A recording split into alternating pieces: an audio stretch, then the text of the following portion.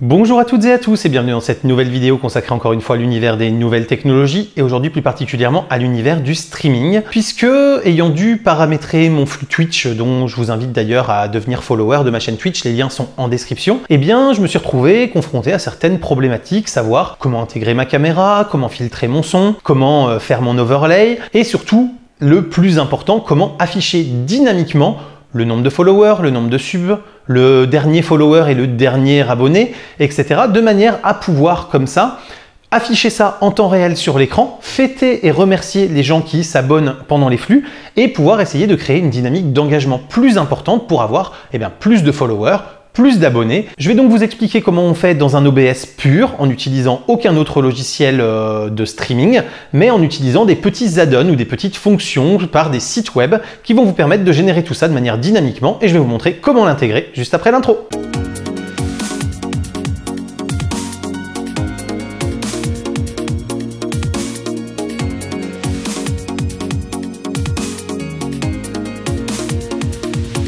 Donc on se retrouve ici sur OBS avec mon flux tel qu'il est personnalisé en ce moment, en sachant que si vous n'utilisez pas encore OBS et que vous ne savez pas bien l'utiliser pour créer des scènes, des sources, etc. ici, je vous invite à aller voir la vidéo que je vous mets en haut à droite de l'écran qui vous expliquait en une dizaine de minutes comment bien démarrer avec OBS de manière à avoir toutes les bases que je ne reprendrai pas ici. Donc, pour pouvoir faire cet affichage dynamique ici avec un nombre de followers et le dernier follow, et donc que ça change en temps réel quand vous êtes en stream dès que vous avez un nouveau follower qui arrive, et ça pourra fonctionner exactement pareil avec les subs, avec les dons, avec voilà toutes les statistiques de votre chaîne. Il va falloir passer par un site tiers pour pouvoir avoir des plugins spécifiques qui vont vous permettre de le faire. Donc, le site tiers, ça va être Streamlabs. Vous allez sur streamlabs.com, vous faites connexion, et là, il va vous demander si vous voulez vous connecter avec Twitch, YouTube ou Facebook. Le but étant qu'il détecte automatiquement votre chaîne Twitch, votre chaîne YouTube et votre chaîne, votre page Facebook pour les lives Facebook. Vous avez vu qu'on peut aussi le faire avec du TikTok, des choses comme ça. Bref, il y a pas mal de choses. L'intérêt, c'est que vous allez pouvoir vous connecter avec Twitch, par exemple, et avec YouTube et avec Facebook. Et comme ça va vous permettre à tout moment de pouvoir mettre des effets en place sur l'ensemble des streams si vous utilisez plusieurs plateformes. Là, moi, j'ai décidé de ne faire des lives quasiment que sur Twitch, donc voilà, mais j'ai quand même logué aussi ma chaîne YouTube, ce qui peut me permettre d'avoir aussi mes nouveaux abonnés YouTube, etc. Donc là, on va se loguer avec Twitch, de manière à retrouver notre interface, voilà. Et donc, nous allons aller voir pour chercher Streamlabs. Donc ici, on va aller le chercher ici. Donc vous allez taper Streamlabs.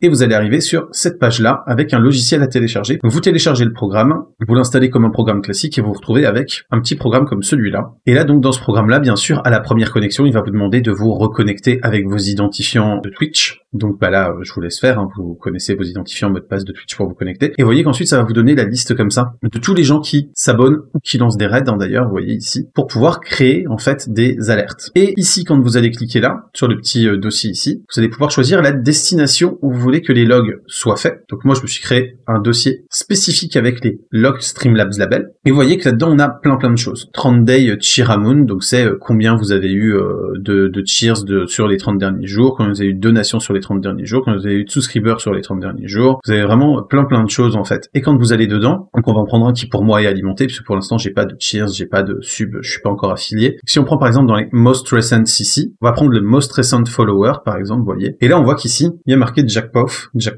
Et donc en fait, ça s'est fait automatiquement lorsque Jack a souscrit à la chaîne, puisque si on revient ici, on voit bien que le dernier follow, c'est bien lui. Voilà. Donc ça permet comme ça d'alimenter un fichier texte, et vous ensuite vous allez pouvoir récupérer ce fichier texte dans OBS. Une fois que vous êtes dans OBS, en fait, vous allez devoir créer une source. Et vous allez créer une source texte. Vous voyez ici, vous avez texte GDI. Donc je vais recréer une scène complète. Là, vous voyez, si je fais source texte, je vais créer une source qui va s'appeler par exemple dernier follower Twitch. Voilà. Là, vous voyez que vous avez lire à partir d'un fichier, et donc là, il va falloir que vous alliez chercher le fichier en question. Donc on retourne là où on a nos logs de Streamlabs Label, on va donc aller chercher notre Most Recent Follower, et là, vous voyez que automatiquement, ça nous crée comme ça le fichier texte avec le nom. Donc après, là, on va pouvoir sélectionner une police différente en fonction de comment on veut personnaliser son stream. Genre si je veux par exemple, je sais pas, que ce soit en calibri et que ce soit sur une taille plus petite de base, par exemple, vous voyez. Là, vous voyez comme ça que ça m'a fait un truc beaucoup plus petit, par exemple, que je vais pouvoir grossir mais qui sera flou.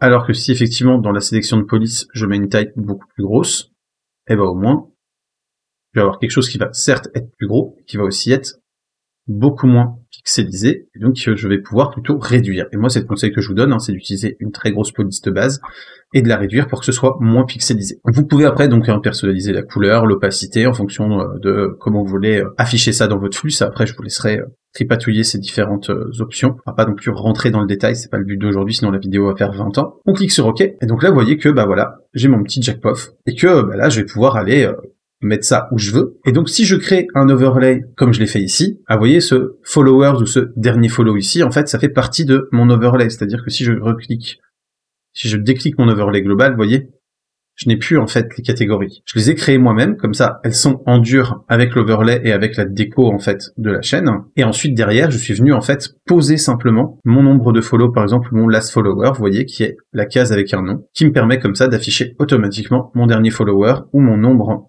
de followers. Et là, vous le voyez pas encore, mais j'ai déjà, par exemple, vous voyez le nombre de subs ici qui est à 0, qui est prêt, parce que j'ai un autre overlay qui est déjà prêt avec les subs et les donations pour que dès que je serai affilié, je puisse l'afficher et que je puisse faire réapparaître les sources très facilement dans le stream, même si ça se produit en cours de live. Comme ça, c'est déjà prévu. Et donc après, une fois que vous avez ça, c'est à vous de voir ce que vous voulez afficher. C'est-à-dire si vous voulez afficher le dernier donateur et le top donateur, vous pouvez vous faire un overlay où il y a le dernier donateur, 2 points, vous laissez du vide. Vous allez aller chercher le last donator et puis le meilleur donateur, le most important donator dans Streamlabs, en sachant qu'il faut bien avoir en tête que il faudra que vous ouvriez Streamlabs à chaque fois que vous streamez pour que ça fonctionne. C'est-à-dire que il ne suffit pas d'avoir lié sa chaîne comme on pourrait le faire avec Streamlabs pour le chat pour que ça fonctionne. Là, il faut obligatoirement que Streamlabs Labels soit en cours de fonctionnement au moment où vous streamez pour qu'il puisse récupérer les infos,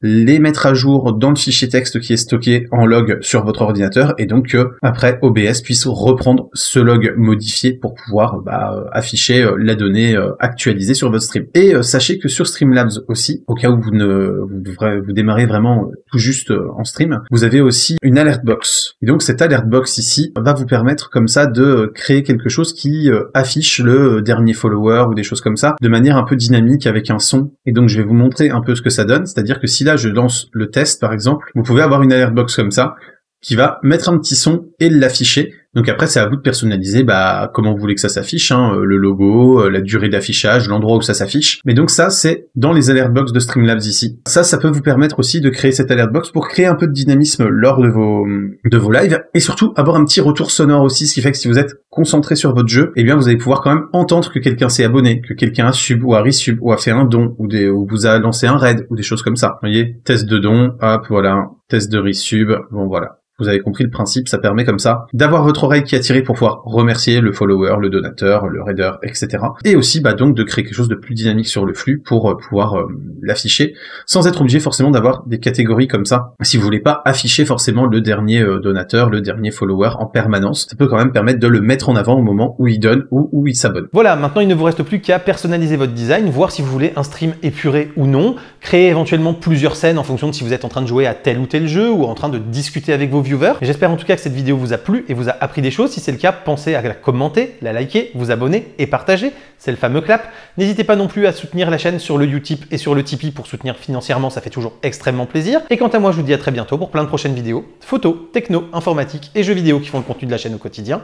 D'ici là, continuez de rester curieux et de regarder des vidéos sur YouTube. Salut à tous, bye bye.